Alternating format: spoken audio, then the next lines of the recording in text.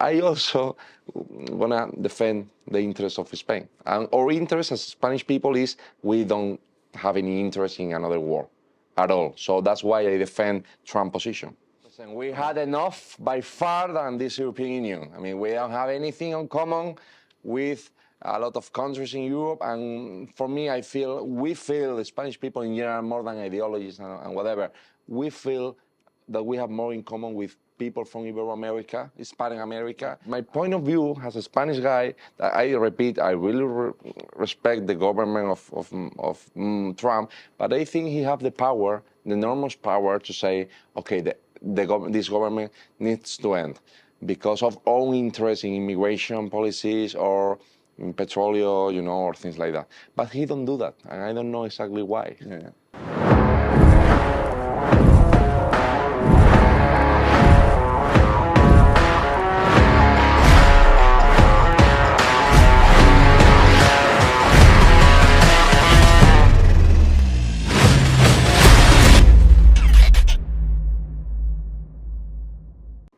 Hi, everyone. This is Jim Hoft with the Gateway Pundit. Today, I'm with Alvise Pérez from Spain. Alvise Pérez is the founder of a new political movement in Spain, and it's called... Se acabó la fiesta. The party's over.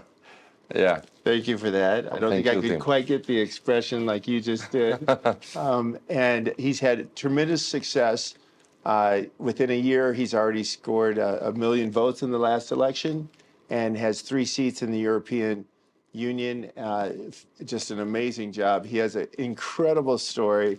And so we're going to speak with Alvise today. So thank you, Alvise. Oh, thank you for inviting me to your program. Yes.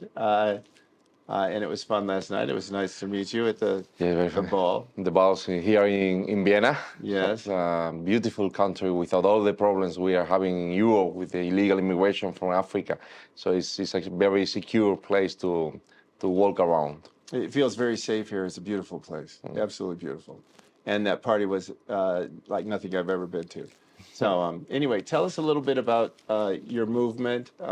It's 9 or 10 months old, and you scored really amazing results for your first time. And the way you did it is what I just think is incredible. So you have to tell us about that. With this is my secret. ARM, the mobile phone, we're only in social networks, We never had any interview in TV, in any media, not even the press, the official or not official press of Spain. The algorithm is our best friend. So, yes. That's amazing. One person with an iPhone, and you were able to do what you did. And 1 million votes. Well, this is something, it's happening already in other countries, as Romania, for example. I don't know if you hear about the problems of Romanian elections, that they canceled the elections because a guy in TikTok makes possible having the second bigger position in the last elections. So European Commission, the very democratic European Union says, oh, this is not even possible. We need to cancel it because sure that Russia is doing something against us. Anyway. Yeah, so they blame it on Russia. Yeah, we always blame Russia. And they blame it in Europe on Russia, just like in America they blame anything exactly. on Russia. Everything. And my last girlfriend left me because of Russia as well. I mean, everything is because of Russia, Right. And there's going to have another election there in Romania, as we know. Exactly. Yeah. So let's see if now the people of Romania vote good, and good means what European Commission says. Yeah, or they may have to cancel it again. We'll see. That's very dangerous. Right. Let's see if that didn't happen to me in the next general elections in Spain. Right. So tell us about your party and the meaning behind the party. I thought that was pretty entertaining. Yeah. Yeah. How did you come about with a name for your party? Well, it's because it's a very personal aggregation. I was trying to call this movement like my name, like Alvise Pérez or libertarians or anti-system movement against the taxes and things like that, but they avoid, this decision. So I needed to create something new, attractive to younger voters in my country. So I said, okay, the party's over. And they say, yeah, you can call it like that. I said, okay. So, and it's very representative about what we're trying to change in Spain. There is the criminal political system, the partitocracy we're suffering in my country, in my opinion. Right. So the name is based on the party is over. That's what the translation is, and yet you still get a billion votes for the party is over. Yeah, it's ironic. get That 3 means that the Spanish people have a lot of sense of humor. Right. And that also a lot of millions of voters knows that in the last 45 years of history in Spain, we lost a lot of things that we had with the last, Francisco Franco system, for example. I mean, we defend the democracy system, but we are not defending what they're calling is happening right now. I don't think Spain is a democracy anymore. Is that typical for Europe, or is that just Spain? I think it's typical for Europe as well. I mean, I remember defending myself a few years ago, the European Union, we're strong together and things like that. And now I don't think that anymore. I think that European Union is controlled only for Italians, French people, and Germany people for their own interest. And that's why we're suffering all this public debt, all this primary sector crisis, in the agriculture sectors in Spain, in the immigration politics that are literally destroying all the security we had in Spain, in my country. So let's see if we can change that inside the European Union or outside. So are those the 3 biggest economies? The France, Germany, and Italy. Is that why they're calling the shots? You feel like French, Germany, and Spanish. Well, Spain is the 4th bigger economy of the European Union. Italians are, but they're dominating for the rest of the by far. Union. They were sharing this strong power with Britain, but after the Brexit, they share it just between them. And that's a big problem. I mean, even with 1 million votes, I cannot create or propose or make proposals of any legislative initiative. I don't have the power to present laws in the European Parliament. Even with 1 million votes, I'm not a legislator. You have to be at a certain level before you can only the propose. Only the European Commission that are not elected by the Europeans, only between the minister of every big European family, they vote only for them, and I cannot create any law. I can vote the laws they present to me. Okay, that's very interesting. And in America, we're not following this, so we don't really understand how this works. So you're in America, you could be a freshman lawmaker, just got into Congress, and you can still propose legislation, and it can get passed and move on to the Senate and to the president's desk. But you're saying in the EU, if you can't even propose it. Not at all. I mean, you can do that because you are a real democracy. For us, von der Leyen, that is the president of the European Commission, have all the power to present all the laws they want to. So they get to choose. The people on top get to choose what you're going to vote on. Exactly. And the rest just kind of die? Well, yes, the people are voting for, the representation in the European Commission. No, they're only voting for the representation in the European Parliament. And we have 2 European Parliaments, the European Parliament of Brussels and the European Parliament of Strasbourg. Brussels is only for Commission and delegation, and Strasbourg is for the important votation, like the next week that we're voting about giving more money or not to Ukraine because of the political position of Donald Trump. But at the end of the day, what we're voting is because von der Leyen decide what we have on the table. If von der Leyen says you are not going to vote for this, we don't have any kind of capacity to change that. Right. So it's just even with 1 million votes like me. So it's just what's offered. That's what you take. Yes or no. You support. Exactly. It's like a kind of Soviet system. That's why we're very critical with European Union. This European Union is not what they told us it's going to be. Now, I heard something last night too, and that was that they actually moved the EU. They vote in Brussels To Strasbourg. and then to Strasbourg. Yeah. Part of the time. So is this? half and half the year. That was new to me. I didn't Only know that. for 1 week every month, with Oh, okay. trains only for that to sell, to send everybody to the other parliament. They go It's crazy. across the continent. They spend more than 2,000 million only in the salaries or MEPs of Eurodeputies. I mean, we made more than almost 60,000 euros every month. It's crazy. Yeah. So tell me, you started your political movement, and so the next thing you do is how are you going to communicate, and you decided to go to the obvious place, which was Yeah, I said, Telegram. what can I do to change this rubbish system we're suffering in Spain? With all these corrupt people taking our future for their own interest. Taking millions of public money and send it to their families in Czech Republic or in these fiscal paradises. And this is something we're suffering. The corruption in Spain, in right and left. Leftists, liberals, conservative parties, all of them have enormous cases of corruption. Nobody changed anything at all. And I hate, this international image about the Spanish people and how it's this Spain, corruption and everything never changed. That's why we create this, these political parties and parties over. And that's why a lot of people from the army or policemen are voting for us. Because they're tired of it too. It's by far is our target. Investigators, criminal offices around the country, policemen.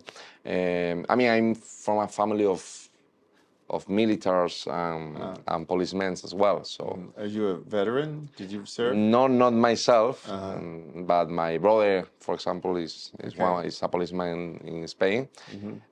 We concentrate our efforts to take all the information they can offer us to battle the corruption around the country. Okay, so you went to Telegram, though. I thought that was interesting because Telegram still in the United States, it's gaining popularity, but it's certainly, doesn't have the amount of users that you see with Facebook or X or Instagram or TikTok. So I thought that was an interesting choice. It is one of the most important way of spreading information than any other social network because we can share documents or audios, and that's very important for us. And they're not gonna take it down. Well, they tried to a few months ago with a judge of the National Audiencia, La Audiencia Nacional, that is one of the Supreme Courts of Spain. But it's unconstitutional, so they cancel the abolishment of the social network. So we're still on it. Oh, that's great. Yeah. And you told me too that it's popular, and you have over 1 million followers. Yeah, on Telegram. almost two. Well, one in Telegram, another million in Instagram. Okay, very impressive. But you told me that you release documents. You actually do investigative journalism. Terabytes. That's what you put out there. Terabytes of audio where you can hear the conversation between corrupt politics, videos of politics changing money for commissions. A lot of things. Wow. And nobody do anything. Well, not always, Sometimes we create some big mass cases of corruption. That's why people vote for us.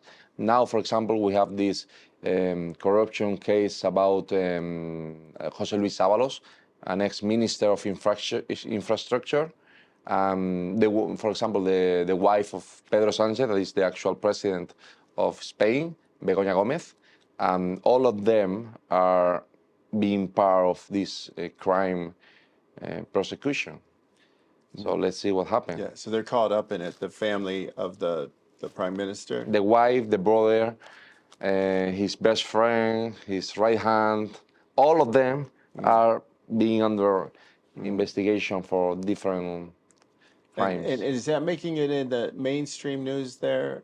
Are they reporting quite a bit on it or no? Well, it depends, not generally, because we don't have any law that suspends the financial connection between the government and the media. I don't know if you have this problem in USA. The government are spending thousands of millions of euros in platforms like Prisa, El País, El Mundo, ABC, La Razón, the bigger, newspapers of the country. So sometimes they don't report everything they should. Okay, because they're getting paid off. Yeah, like always. History of humankind. Is that something? Yeah, it's I amazing. don't know if you have the same problem with, with. Well, we're finding out quite a bit recently, yeah, because they're releasing a lot of information. They're digging up and finding out, especially they're finding out that the U.S. has been funding media outlets inside of Europe to paint a picture of what they want to promote to the people. So that's, Oh my God. yeah, it's pretty shocking.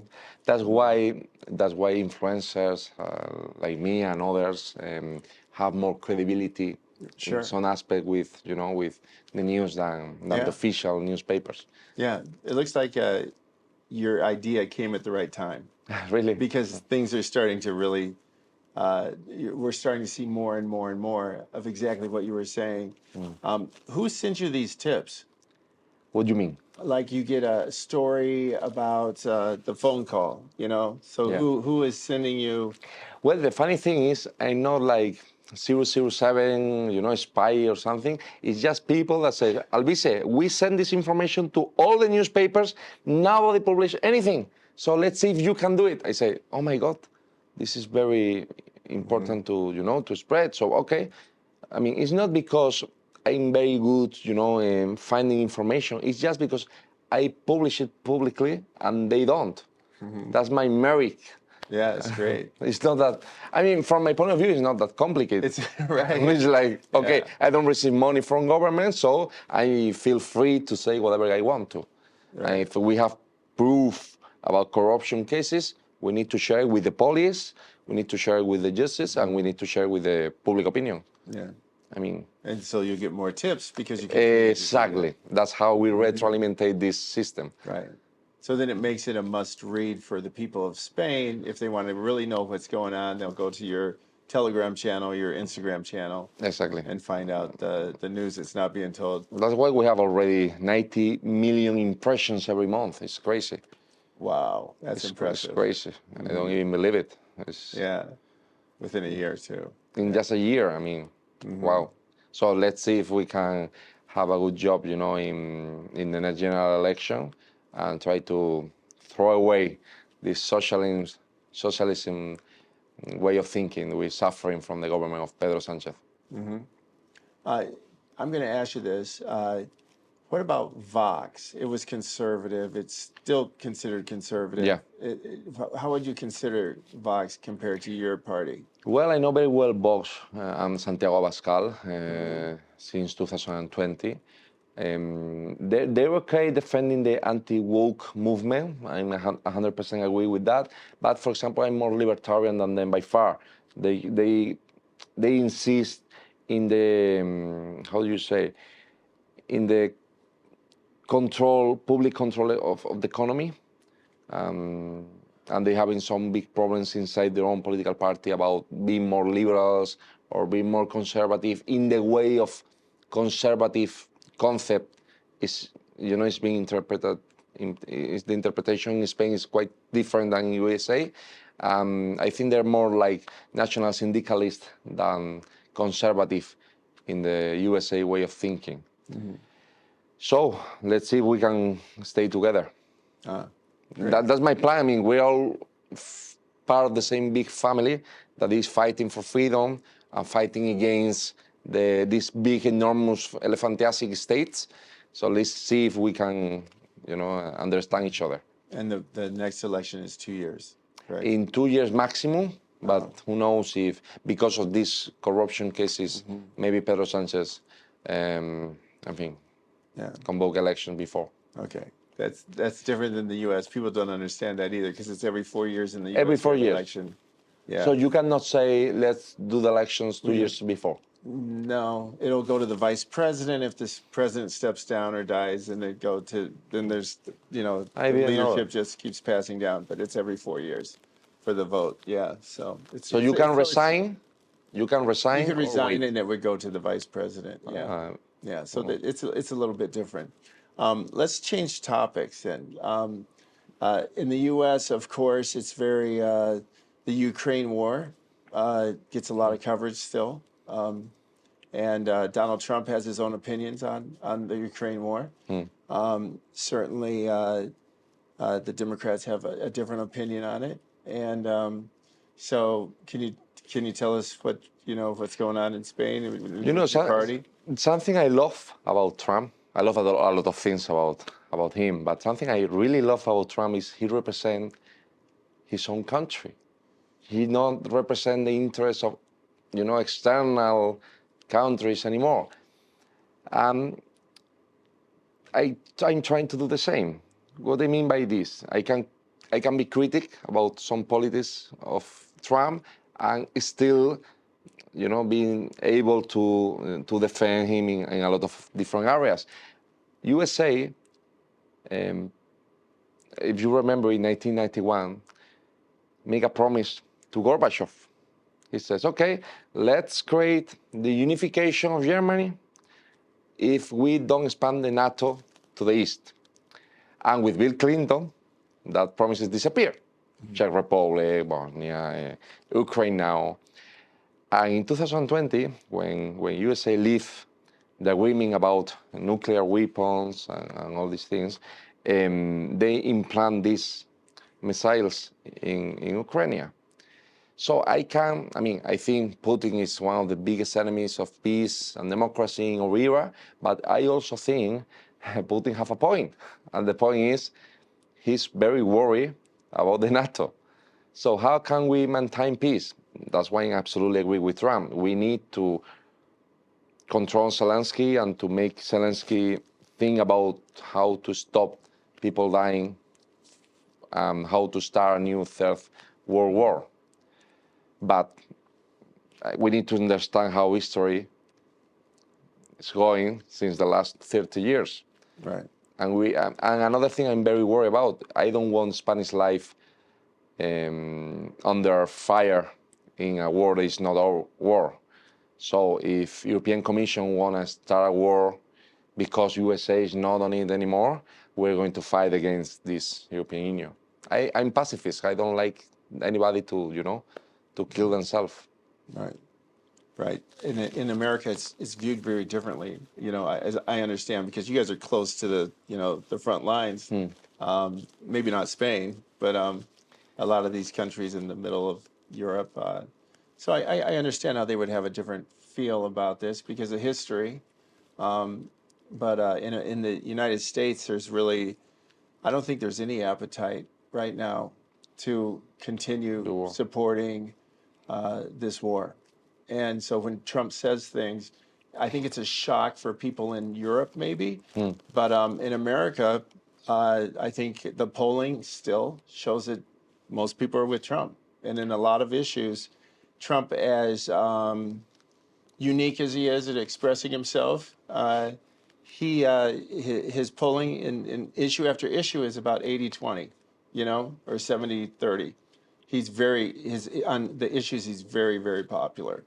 And so it's with Ukraine, it's interesting too because I'm here in Vienna and I spoke with people last night about what did you think of Donald Trump and Zelensky when they met together in the Oval Office, and a lot of people, of course, thought that Trump was just a barbarian. How could he do this? It's just awful. And to Americans, we're like, we gave this guy $150 billion. He comes in, he starts talking over Trump. He starts talking over J.D. Vance. He's just talking and very rude. And who would put up with that in their own house? And I think Americans, his numbers didn't go down at all after that, right? Exactly. So the Americans, they were okay with it. Okay or enthused, because it's true. Trump is finally someone who is looking out for America. And that's a shock to everyone. I don't know why that's a shock. Is that what the West has become? There's not a country that actually defends itself and puts its people first. That's what Trump is doing, and I think it's just this. We call it Days of Thunder and Nights of Lightning with Donald Trump. That's what they call it because he's always just shaking things up. But it's always for the American people, and I understand some people don't agree with that, but within America, it's very popular. I mean, I fully understand that. I think Trump is doing a great job, at the moment. The point is, America never give anything for free. And I respect that, He always I mean, the country, not only Donald Trump, to protect their geopolitical interest. And that's why we don't care anything about the thousands of people being killed in Congo in the war that started a few months ago. We don't care about their lives. Why? Well, maybe we need to understand why we don't care about that war, but we care a lot about Ukraine and Russia because of the missiles, because of the influence in that place, because of the commercial war with China and what we have in Ukraine that the USA needs, to import to his country. I mean, I really respect that because I respect the reality of the humankind. It's power and money, it's economy. But I also want to defend the interests of Spain. And our interest as Spanish people is we don't have any interest in another war at all. So that's why I defend Trump's position. So let's talk a little bit about you had mentioned earlier that the police support you and the military, and can you explain why that is? Yeah, every time I saw a policeman, they give me one of these, the Guardia Civil, Policía Nacional, prison workers, and everything. It's because we fight against corruption in Spain so hard for the last 5 years that they recompensate you with their loyal and their vote. Oh, that's nice. Yeah. Very cool. And you wear those around all the time. Yeah, you don't have enough arms, to put all of them. So I'm leaving some of them in my house, but still the same problem every day. Anyway. Oh, that's great. Yeah. Yeah, because they're tired of being left alone, I suppose, and nobody's supporting them, and they're trying to clean up things. And well, maybe that's an option. But this, I feel very happy to have the support of the military armies of my country and also the policemen, because the vote of a policeman is from my point of view have the double value than a normal vote, and I can explain you why. Because they're working in the streets, they know what the reality is. They are not seeing the reality behind a TV or behind a mobile phone. They need to fight against crimes every day, face to face. So when they vote for us so massively, it means we are not far away from the reality itself, and that makes me very happy. There you go. Sounds great. I like it. One other thing, we had talked, and I heard you mention this earlier in a discussion we had, but you were thinking that it would be important to connect all of the Hispanic and Latin communities and around the globe. 100%. And that's something that you're thinking. Is that something you're going to try to do, or is it? 100%. We had enough by far than this European Union. I mean, we don't have anything in common with a lot of countries in Europe, and for me, we feel, the Spanish people in general, more than ideologies and whatever, we feel that we have more in common with people from Ibero-America, Hispanic America, also Spanish from USA or from Costa Rica, Venezuela, El Salvador with Bukele, Argentina. We have more in common with them. We have a language in common, we have an history in common, we have even a religion in common. Now we're suffering this African massive immigration from the south of Europe to the north. We're suffering this, what they call fiscal slavery from the European Commission. We don't have any kind of real representation in the laws we're suffering from Europe. So I think it's time to defend a referendum about what is going to be our future with Europe, and if it's not maybe better to increase our connections with the Hispanic world, Oh yeah, it's a great idea. We started Gateway Hispanic. It's a separate website, and we have writers from Central America, South America, Of course, a couple from the United States, and I think we have someone from Spain. Really? But you know, that was kind of our goal too, because the Spanish community, if you look at it globally, um, I think the number of people who speak Spanish is enormous. I don't know if it's up to 1 billion or Yes, yes. I shouldn't quote because I don't have the exact number, but I know it's huge amount of people who speak And also Spanish. economically, we can be the third bigger economic zones of all the planet. Right. So, and we also have big commons, connections with USA, with the Hispanic, Right. community we have here in your country. So we can. I mean, I prefer to have that family than the family of European Union that it looks like every day more than, this Russia of 1960s, more like Sovietic point of view than liberal point of view. So I don't like it at all. Right. Although there are several, you know, countries that have some unique challenges that are Hispanic right now. You know, Mexico with its cartels, Colombia, different places there with the drug cartels too, and Yeah. then you have some dictators in a couple of countries. You know, you have Brazil now with Lula, who has been just horrible for the people, I believe, and his chief justice, who seems to run the country, a real thug, who's trying to direct Americans on how we behave. I mean, it's just unbelievable. And in fact, I believe that Trump has a lawsuit against them, and so does Rumble. It's a uh, video page that is popular in America.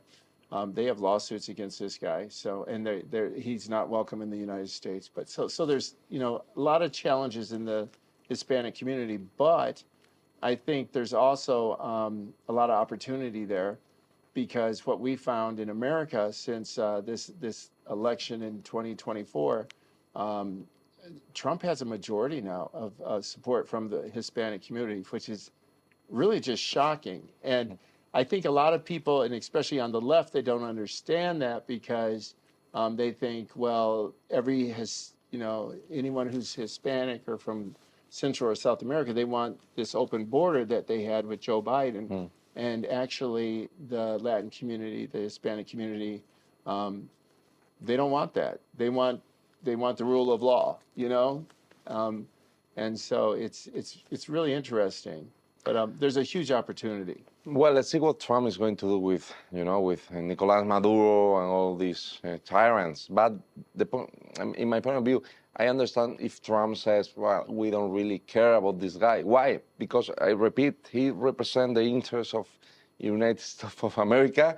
So maybe he only care about petroleum or, gas oil or something like that.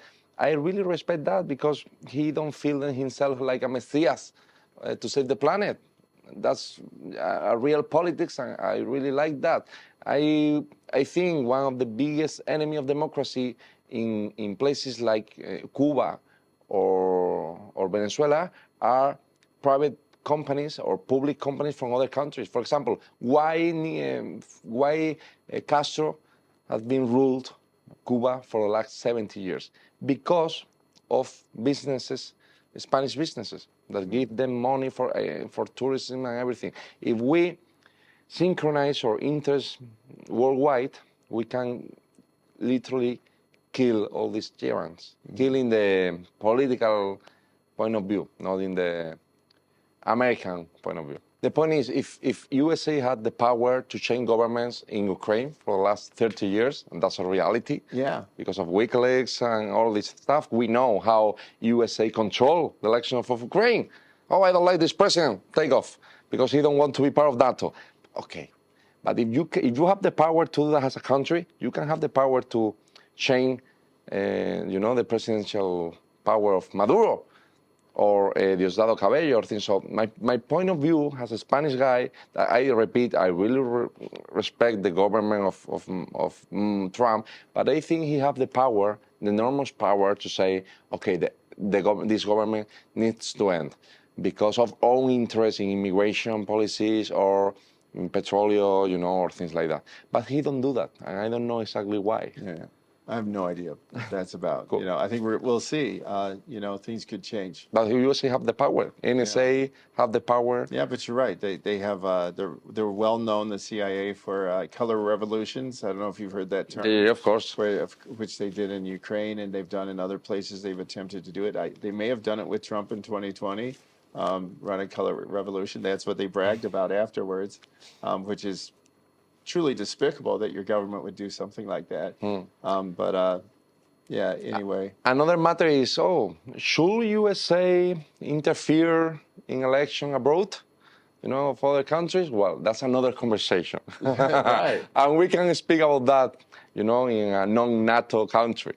But even with that conversation outside the table, we should involve, Trump to stop this narco tyranny, because, one of the ways of Colombia with Petro, or Maduro in Venezuela is, the cartels of cocaine and fentanyl, this big problem you're suffering in your country, and we need to stop him.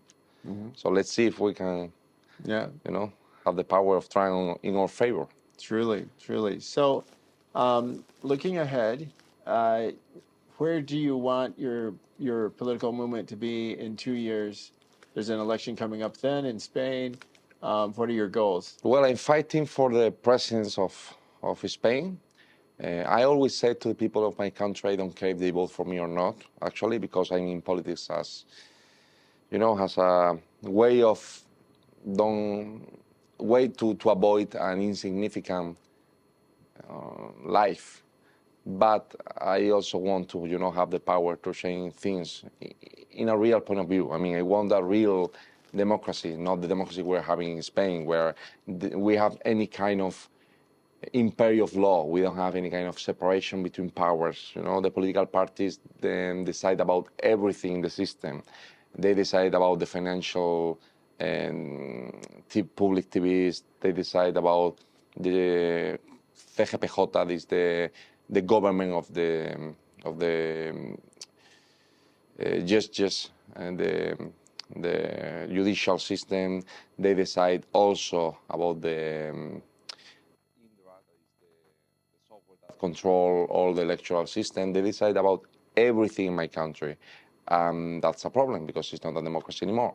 What can we change to avoid this situation? Well, having the power of the government. Trying to change everything. We need to eliminate all the deficit we're suffering. Look at this. We have an enormous public debt. That public debt is why the European Union is giving us always money, to finance our debt.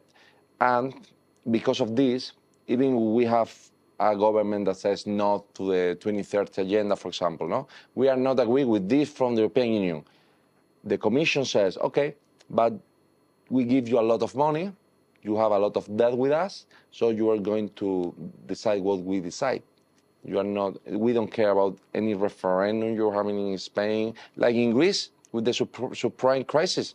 I don't know, you remember in 2008, this enormous crisis that it starts in your country. Obviously, that crisis impacting in Europe and worldwide. The Greece people says, okay, we are going to have a referendum to say that we left the European Union. And they win the referendum. They win the referendum. So from a democratic point of view, they should left the European Union. Right. That didn't happen. Why? Because the European Commission says, no, we don't care about what you vote. Your debt with us is too big. You're going to do what I said. Wow. And it's happening the same with Spain. Maybe we vote in the national parliament against something. European Commission comes and says, no, we don't care about what you vote for. You're going to says what I think. That's a tyranny. That's a dictatorship. Right. We don't believe on that. We believe we have sovereignty. And we defend the Spanish sovereignty because we have an independent country, even if von der Leyen don't want to, but we are.